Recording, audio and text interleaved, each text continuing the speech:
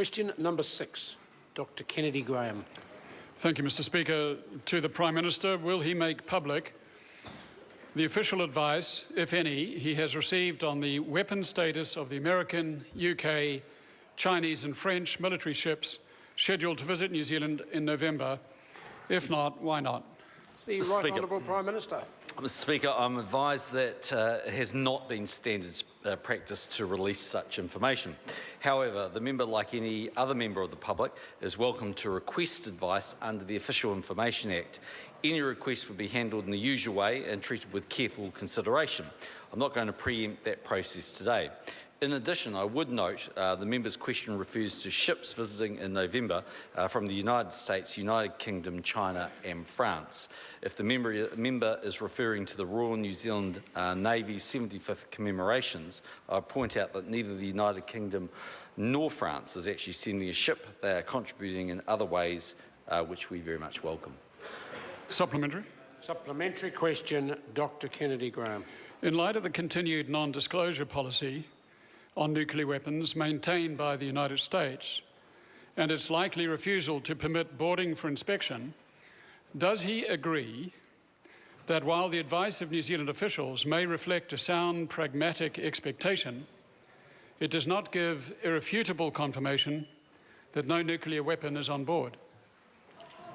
The Right Honourable Prime Minister. Mr. Speaker, no, I think it does give irrefutable evidence, and that's because the advice that was prepared and given to me and to enable me as Prime Minister to sign the approval declaration came not only from the Ministry of Foreign Affairs and the Minister of Foreign Affairs, but also the Attorney General and the Department of Prime Minister and Cabinet.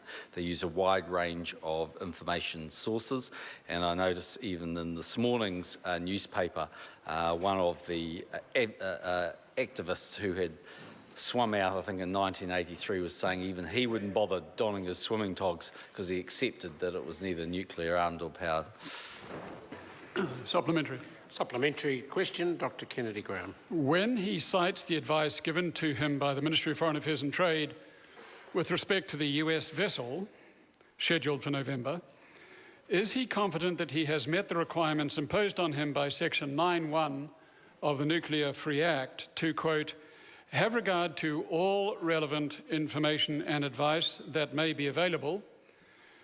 Or does he acknowledge that there are experts outside the New Zealand government who may have other views? The Speaker, Right Honourable Prime Minister. First, I haven't seen a single person that's raised a contrary view that the USS Sampson is anything other than non-nuclear powered and non-nuclear armed. If the member can point to somebody, it'd be interesting. Of course, there will always be people around the world who are conspiracy theorists, and if that's the line he's pushing in the House today, he might have to put himself in that category. Supplementary. Supplementary question, Dr. Kennedy Graham. If the Prime Minister cannot categorically confirm there are no nuclear weapons on board these the US nuclear-capable vessel, why has he given clearance for the ship to visit New Zealand despite the pride that New Zealanders have in our long-standing nuclear-free tradition? The Right Honourable Prime Minister. Speaker, the Act spells out very clearly the obligations on me as Prime Minister. I received advice in relation to the Act from the Attorney General. I'm not in the habit of signing declarations that would put me in breach of the law and of me failing to fulfil the obligations required of me as Prime Minister under the Act, and I'm totally confident I have met the requirements of the Act. Supplementary question, Dr. Kennedy Graham. Does he agree with the New Zealand Prime Minister 31 years ago that, quote, nuclear weapons make us insecure? We all of us know that it is wholly without logic or reason to possess the power to destroy ourselves many times over, and yet in spite of that knowledge, the nuclear powers continue to refine their capacity to inflict destruction on each other and all the rest of us. If so, will he follow that lead and stand up for a nuclear-free New Zealand? The Right Honourable Prime Minister. Mr. Speaker, yes, and I should remind the member the invitation of President Obama. I've been to a number of the nuclear security summits that he has held, and that's reflecting the credentials of New Zealand. One of the very, very first statements I made a decade ago when I became the leader of the National Party in opposition in 2006 was that we would be observing New Zealand's nuclear-free status. Question